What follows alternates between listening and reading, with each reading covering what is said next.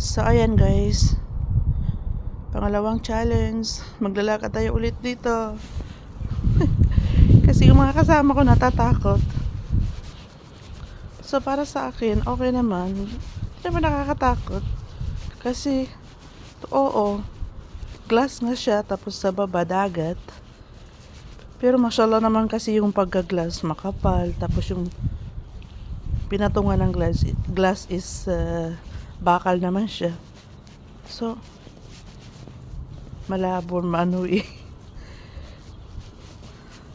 malabong mabasag or makrack siya. Ang tibay naman siguro eh. Tingnan nyo, di ba? Mashallah. So yung nga lang talaga guys, nakakatakot kasi. Isipin mo, yung sa ilalim is dagat siya. Kung sakaling anong mangyari. Di ba? So yan lang.